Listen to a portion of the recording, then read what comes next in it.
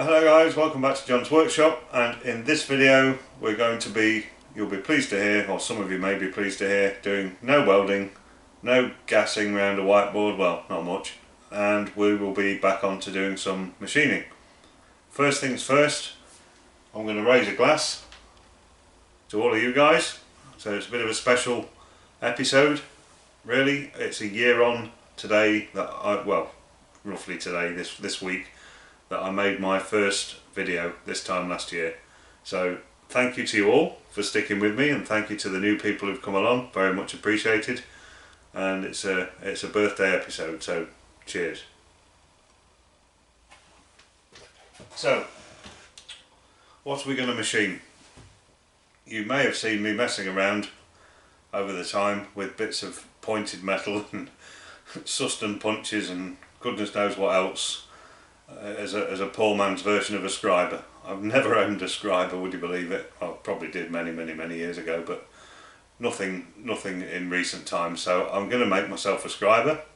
Now I could do this incredibly easily and just chuck something together dead quick, which would be functional and would work fine, or I could do it the difficult way, which is what I've planned to do, and make something a bit more ornate and a bit more special and just enjoy doing it. So it's going to have a hexagon shaft, and I'm going to start with a round piece of bar. So that's all going to be fun, because why not? You know, I've got a mill. Well, it's going to make it for some interesting machining, interesting setup. So that's what we're going to have a go at. So I know I said no gassing around the whiteboard. I'll just bring you back incredibly quickly and just show you a very rough sketch I've done, and it is rough, but it's just as a guideline really for me as I'm thinking how I'm going to make this thing. So I'll bring you back and just show you that quickly, and then we'll crack on with the first machining operation. Okay, so I'm going to assume my teacher position again. I know I said no gassing around the whiteboard, and here we go, straight off. So hexagon shaft, ignore the digits, I just did some metric to imperial conversion. It's really unimportant, as it's about 4 inches long on that part of the shaft. It's going to be turned down slightly smaller here, and then in the front end of it I'm actually going to use a carbide reamer for the Scriber portion itself. So that's roughly what it will look like. I did interestingly use my machinery's handbook to calculate the hexagon out of round, so I knew which dimensions I was working, and then I've just done some rough trig just to work out that it's not going to look like this. And I've actually modelled it on this dental pick, really, sort of a hexagon shaft, but then where the front end blends into the hexagon, so that's not strictly drawn correctly. I'm going to be working more to an angle that I've got down here, and this will just gently blend in from the Scriber point into the hexagon. So that's the plan. So we've got some turning, some interesting milling to do, and so I'll bring you back at the first machining operation. Okay, so we're at the lathe, guys. We've got the piece of brass. Now this is really old. This was a piece of brass that my dad had kicking around for donkey's years, even going back to my earliest childhood memories of this being in a wooden box in the garage. It was once used as a drift where he used to work. You can see it's been all beaten up on one end, and it's pretty beaten up on the diameter. So the first job is we're just going to put that in the chuck, and basically I'm just going to clean one end off just to get rid of the lumps and bumps, the worst lumps and bumps on that end really. So we'll do that now, and then we're going to pull it out, face it, centre drill it, put a revolving centre in, and then we're going to turn the diameter down for the handle section first. So we're dealing with the handle section this end. The centre in this end I can put a nice big one in, because the end piece of stock I'm going to end up cutting off.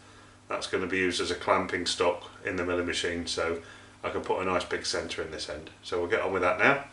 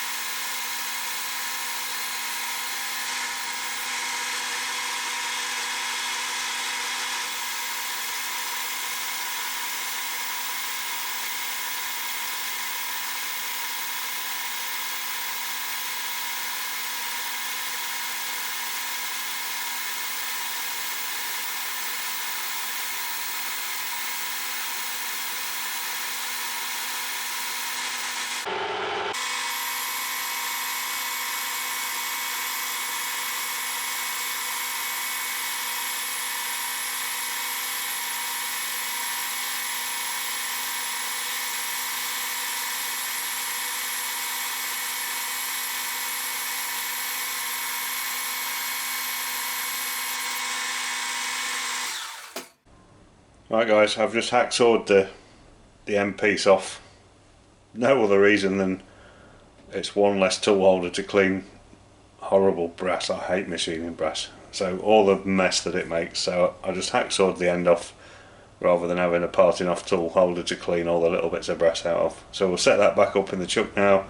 We're going to hold on this diameter we've just turned, face this end to length, and then centre drill and ream for the reamer to fit in that end. And we're also going to turn this diameter to a well oversized diameter just for now to fit into a collet on the mill, so that we can then hold it in the collet to machine the hexagon onto here.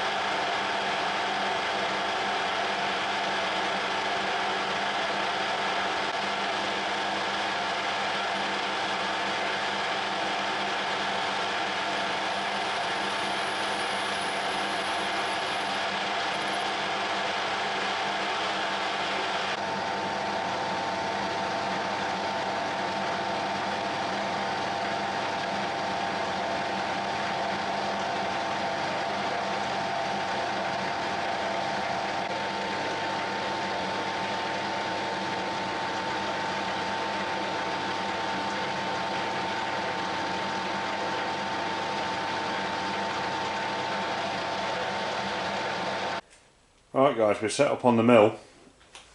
I've got a new, to me, well it's new, brand new, import collet block with a hex on it. I've got no idea of the accuracy of this. It's a cheap and cheerful import one, so don't really know how good or bad it is, but you'll see the setup and you might say, John, why are you doing that? This is a Scriber, because I know I've said that, but I just wanted to go really just to try this collet block out, just to put a bit more effort into the Scriber than is probably necessary, but it's something that once I've made it, it hopefully, as long as I don't lose it, will serve me well for the rest of my days. So it's worth putting the effort in. So we're going to have a bit of a play.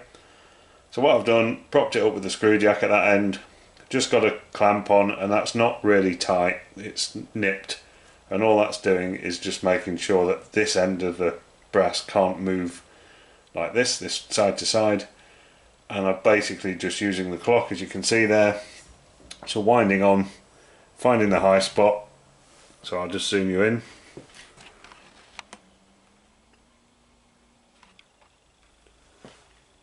So you can see there when I wind, come over the high spot like that, zeroed out, and then I've wound to the other end, done the same thing, and I'm within a couple of tenths, which I could faff around and, you know, change the screw jack slightly, but for a couple of tenths on a Scriber handle, I don't think that's going to matter. So we'll get an end mill set up in there now, and I've done my calculations. And by the way, the numbers that I put up on the board originally at the start of this episode, I've changed. So I'd gone for a quarter across flats originally, and as I've looked at it, I've just changed that. So I'm now going for 5/16 across the flats in Imperial. It just looked a bit too small at a quarter, so I've gone for 5/16. So we've got the diameter turned to the appropriate diameter to create a 5/16 hex, hopefully.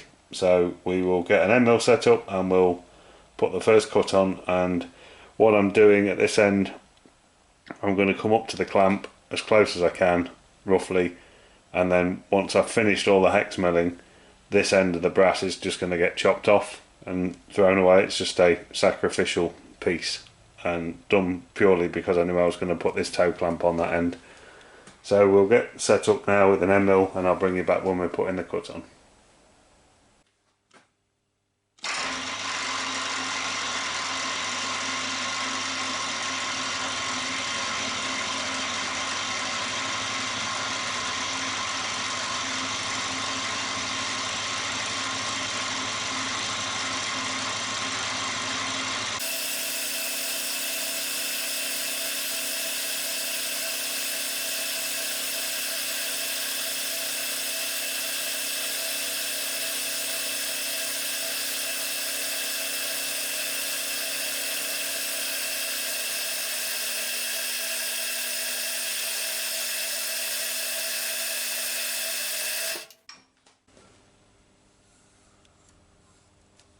So far so good.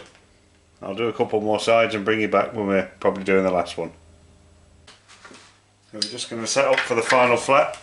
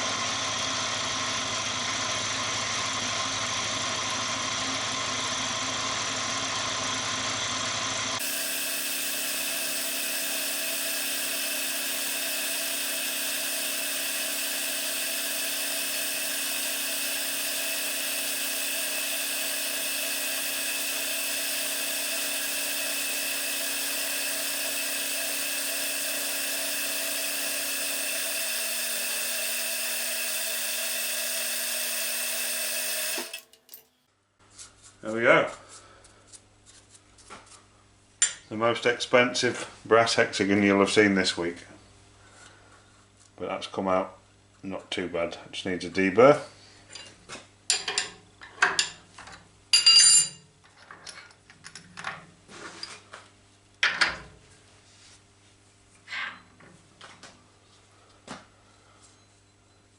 Yeah, it just needs a bit of a deburr, but that's come out okay. Fairly parallel. All the way down on the flats, look reasonably parallel, which is good because that means that this isn't too far out. I was having to influence it a tiny bit with the screw jack on the end by about 3 or 4 tenths over this length, which could be in this collet block or it could just be in the bar. It's hard to know really, but 3 or 4 tenths wasn't bad over sort of 4.5 inches. So we get that cleaned up and we will then hacksaw this end off, I think, for how long that's going to take, and then we'll get it set back up in the lathe to do the final bit of turning to blend the front end in with this hexagon. Alright guys, we've got the part set back up in the chuck. What I've done is slewed my compound slide round by, well, 2.2 ish, 2.2, 2.25 degrees roughly, as best I can see it on the graduations. It's hard to set anything any closer than that.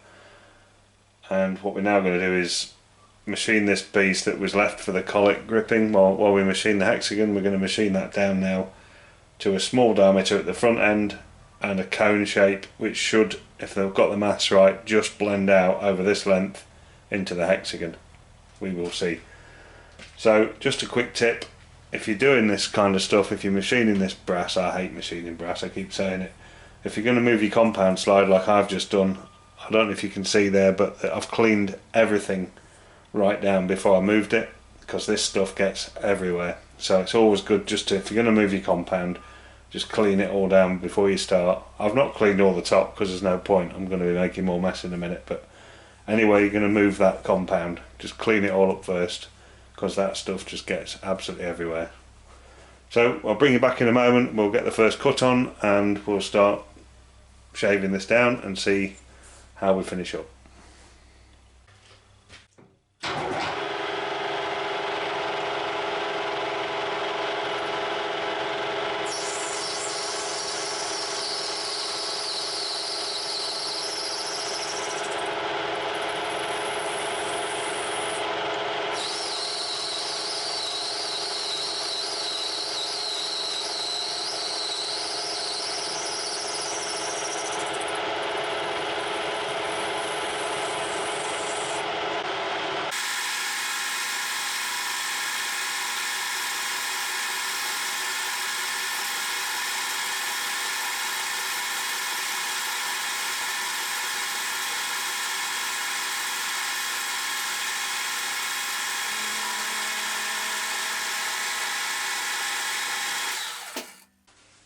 Right, slight miscalculation when I put the part in the chuck, and slight miscalculation with the angle as well. So what I've had to do there is just pull the part slightly out of the chuck a little way, locate the revolving centre in, and just for the final finish pass, and that's taken me up to almost to the chuck jaws, but you can see now that's blended in really nicely with the hexagon. So that's that end done. I'm just considering whether to put some grooves in the outside surface of this or not. There's a bit of extra grip at that end, but I think I'm going to leave it. I was just thinking whether to just put some annular grooves in there as like small rings, just for grip I suppose, or decorative purposes, but I think I quite like the look of it as it is, so I'm just going to leave it as it is, I think. So next job, we'll get the centre out of the way. I'm just going to file a very tiny radius on this front corner, and then we'll whip it round, finish the other end off where I've hacksawed it, and then we'll get ready for fixing in the carbide reamer, and that'll just be about the job finished. So I'll bring you back when we're doing that.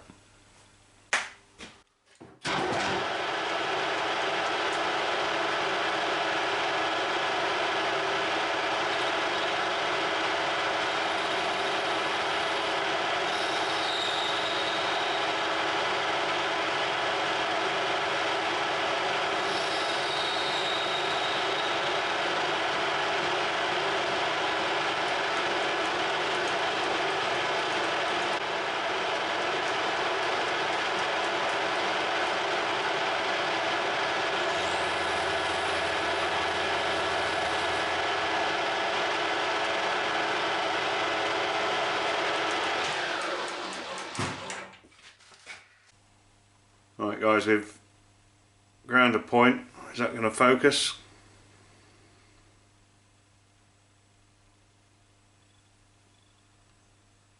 There we go. So for now that's just a hand ground point because I've not got a green grit wheel, so that's been done absolutely incorrectly on my just standard grinding wheel. Until I get a green grit wheel, that's as good as I'm going to be able to do with this. So, but I've spent some time at that and just gently tickled away at that, and I've got a decent point on it. We've got it degreased. We've got the part set back up in the chuck. So what we're going to do now is put this in the chuck in the tailstock, put the Loctite on it, and we're going to use the lathe to assemble it with the Loctite, so we know it's all in line as it should be. So I'll bring you back in a moment when I'm just doing that.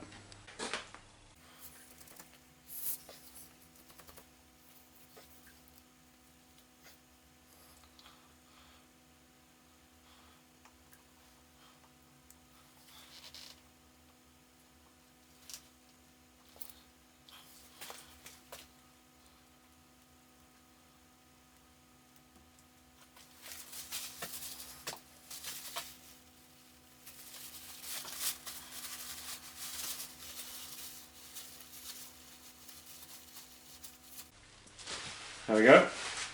So basically I'm just going to leave that in the chuck like that overnight, and remember not to switch the spindle on, of course, and we'll come back to it tomorrow, take that out, and a final bit of cleanup, bit of polishing, and we'll call that done. I think I'll bring you back when we've just done the final polishing on it.